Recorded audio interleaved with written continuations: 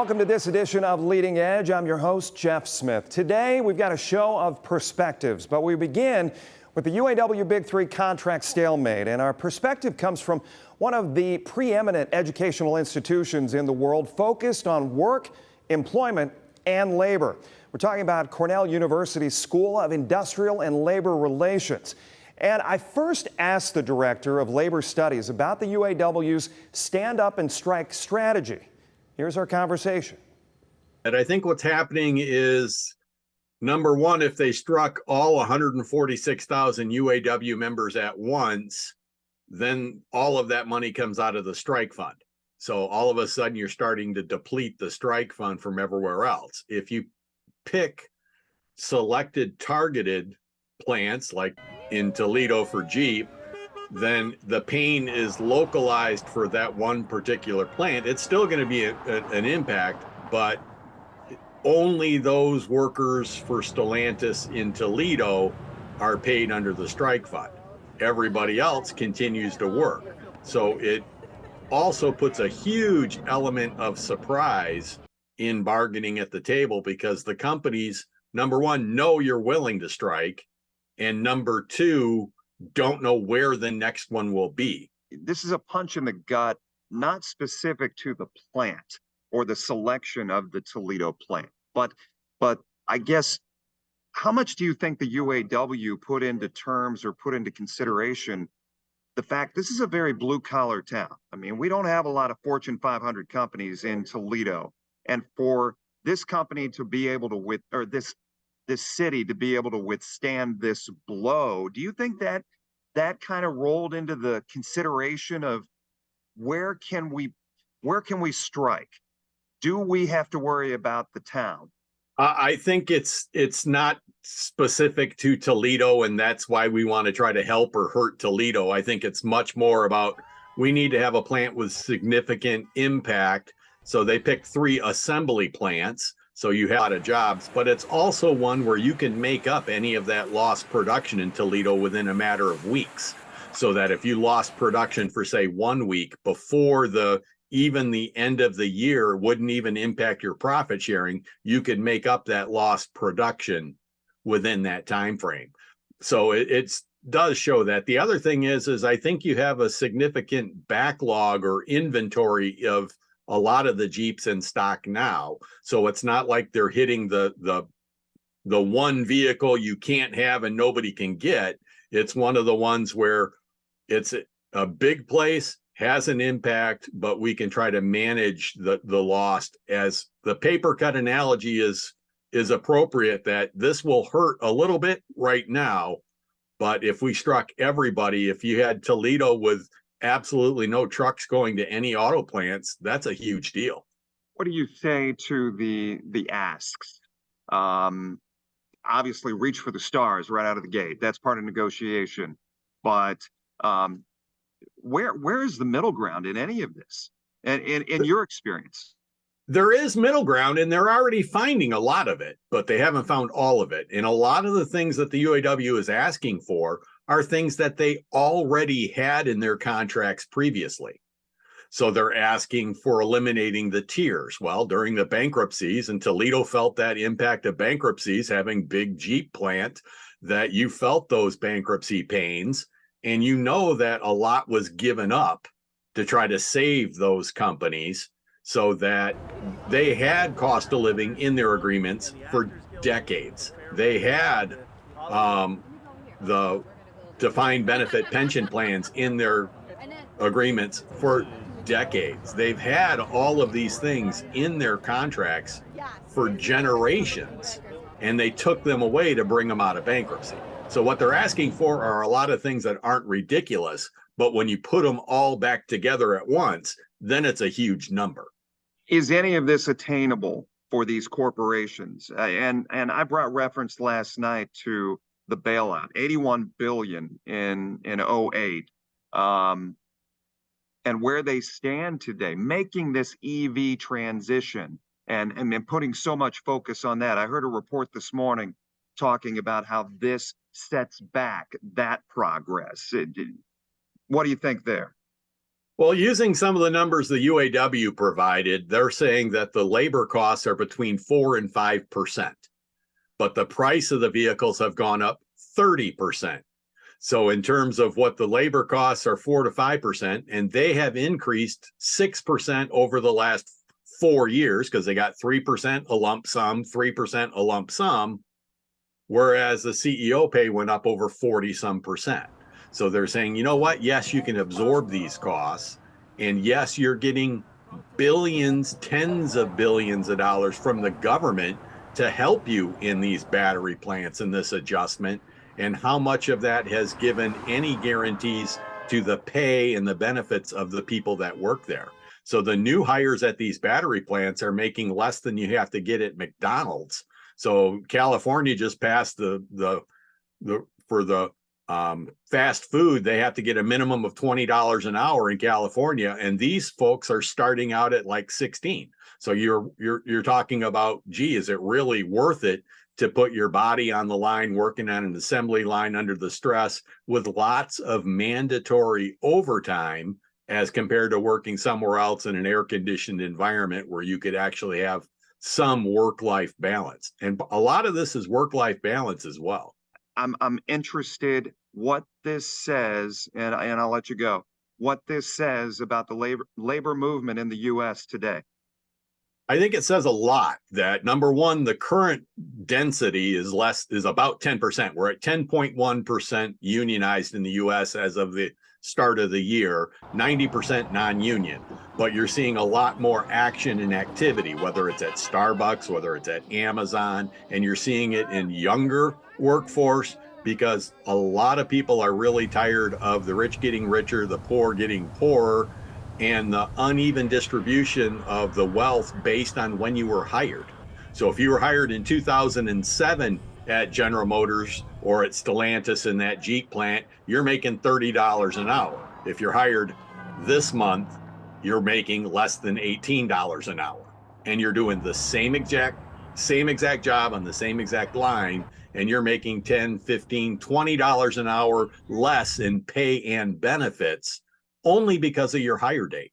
It's a hard argument to swallow because I think I started in this business in '96, and I'm making $16,500 at my first job, and it's taken a lot of years to try to get better contracts, right? I didn't have a union representing me, so it's kind of like, I don't know, you get tunnel vision sometimes depending on what your situation is.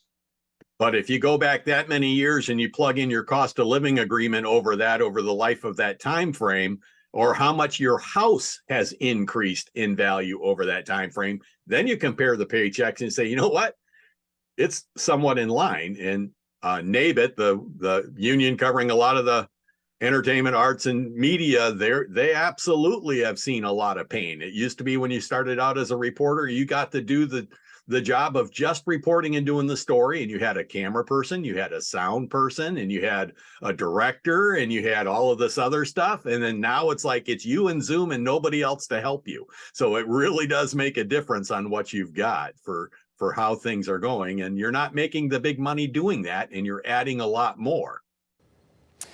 We appreciate Art Wheaton and his perspective here. We do want to point out once again, Art and I discussed things last week. We are taping this show on Thursday. We know a lot has changed.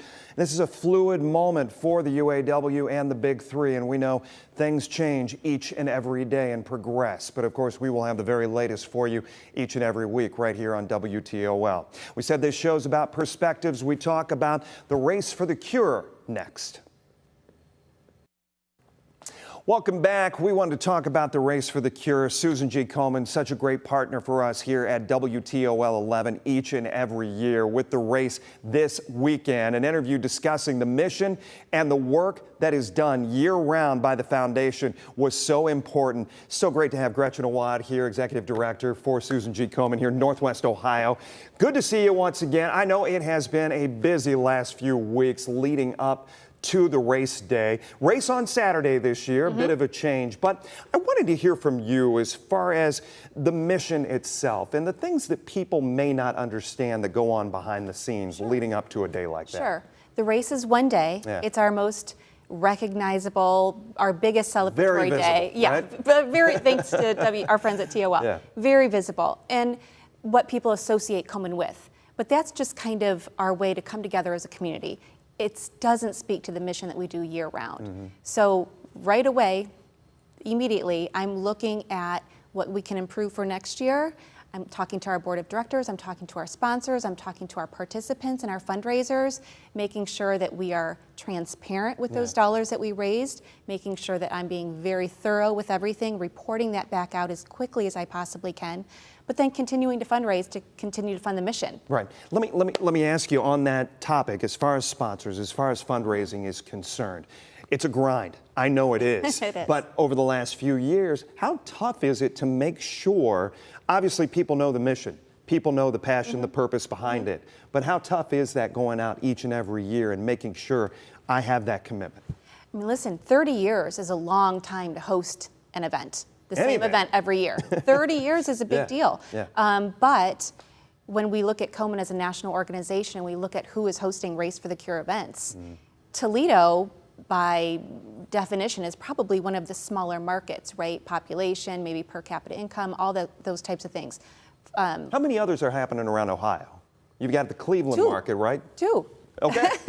We have Detroit Race Yeah. for the Cure. We have a Cleveland Walk. It's not a race. Okay. It's a walk that's very park-like. And then Columbus, which happens to be one of the biggest in the nation. We happen to have it here. So our national organization said, we support the Northwest Ohio race. We support those donors, those sponsors, and the community. So they embrace our race, and we build it up every year. And they're here as well on the ground, race day, correct? Yes, yes. So all of Komen, we've shrunk in size of, company, so to speak, right? So I'm the only person representing Northwest Ohio and serving our community, but we all lean in. So we were lucky to have our state executive director from Cleveland in. We had some partners from Chicago.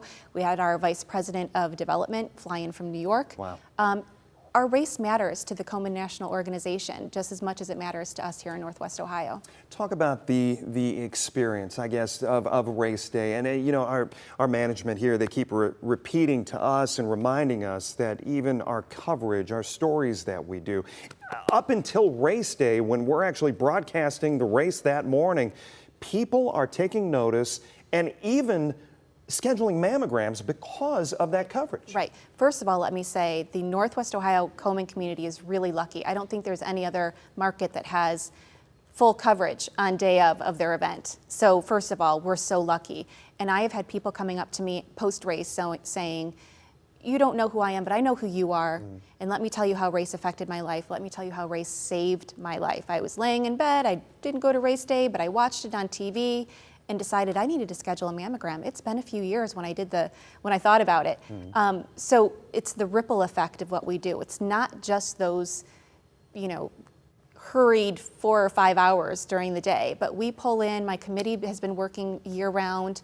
We get incredible volunteers that show up at 3:30 in the morning, and it is the most exciting few hours that I think you can have. I mean, the gun goes off and the racers run and walk, and you're just on this high, and it's so wonderful because the energy of the community, you just feel it. It's coordinated chaos is what it is, right? Yeah. But it's also one of those things that for people who have not experienced it, who have not come down, who have not had, I guess, a bunch of fighters in your family, you just see the spirit, right, that is within those folks down there wanting to be there for others.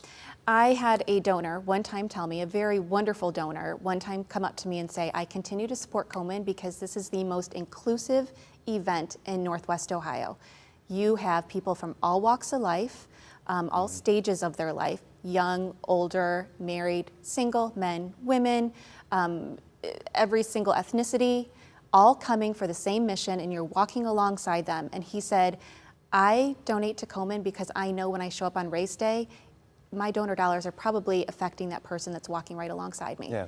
And everyone's there for a different reason, whether they care about Komen's mission of research or patient navigation or advocacy.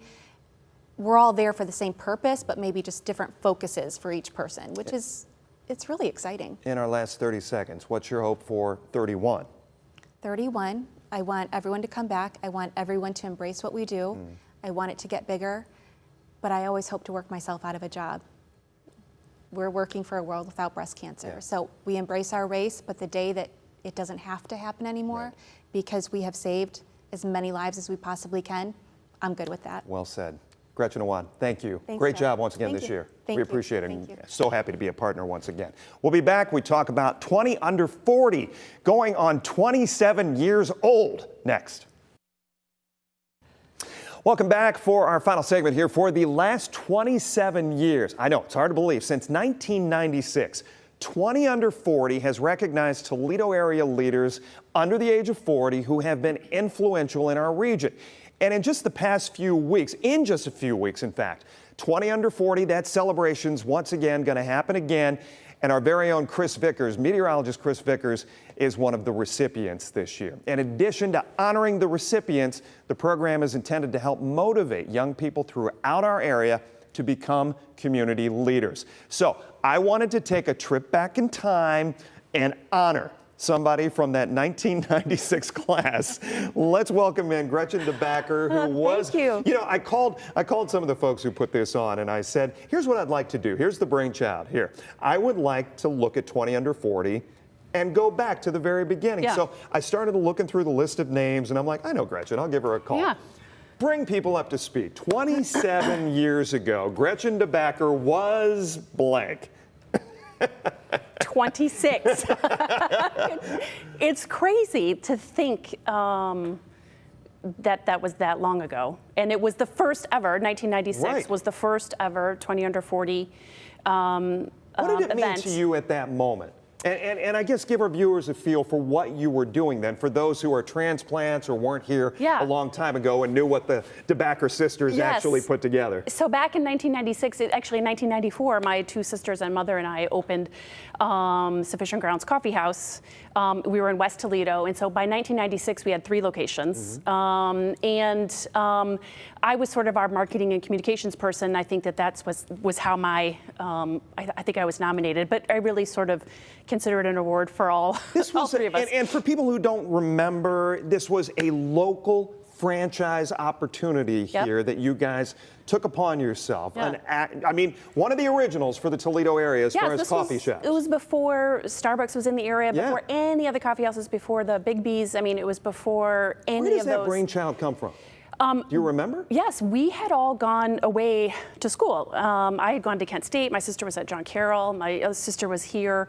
But we were around Northwest Ohio, and we would go to these other college towns and study and go to the coffee houses. And we came back and told our parents, like, look, we should do this. This is something that would work. And we just, I don't know why they thought it was a good idea either. When I think about it, my mother was my age, the age that I am now, when we started When her the daughter coffee was houses saying, back then. I want to do this. Yes, yes. And so the award meant a lot because it told me that, maybe I was on the right track, that people, at least 1 or 2 people were recognizing that what we were doing was good and was welcomed. This is while you were getting your law degree, So or? I didn't start back to law school until I think 2000. Okay. So we, when I think back to being a 26-year-old and having 120 employees and running these 6 locations and a bakery operation and all this, I mean, it seems It got that big. absolutely insane. Yes, and we thought, well, let's just see. We didn't even know if anyone was going to come the first day, and we ended up operating for 10 years. Yeah. So it was the last 2.5 or so years of the company that I went to law school at night. Gotcha. Yep. So when you look back at what this award has become and what it still means to the area, and how I said it's almost that, what do you do besides Yes. what people know you do? Yeah, Right? it's. I think they're looking. People that are nominated seem to consistently be someone that certainly works or is contributing to their employer, but it's where are they a coach, and where are they volunteering, and who are they helping, Yeah. and what are they otherwise contributing to the community.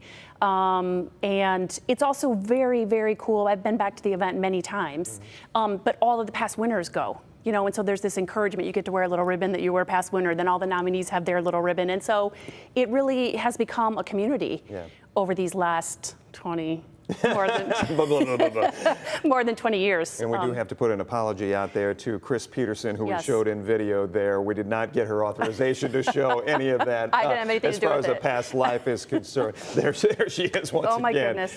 WTOL's very own Chris Peterson. That's at the Valentine, that time. I think. Okay, all right. That's what it is. Well, I'll tell you what, it's exciting to me that it still has some panache to it, right? Mm-hmm. And it still carries some weight as far as what it is, what it means, and what's behind it. Yeah, and I think that the organizers have done such a great job making it a meaningful award.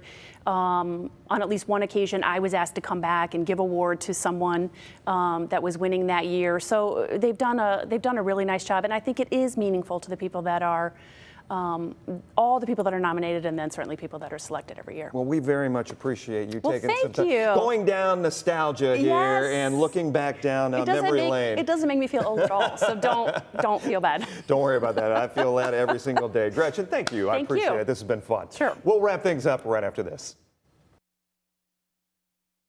Once again, a big thank you to Art Wheat and also Gretchen Awad and Gretchen DeBacker for spending time with us here on Leading Edge today. If you miss any part of our interviews, please go to the WTOL YouTube page and you can watch those past programs. You can also check us out. Leading Edge is a podcast. I'm Jeff Smith. Have a great rest of your week. We'll see you next time.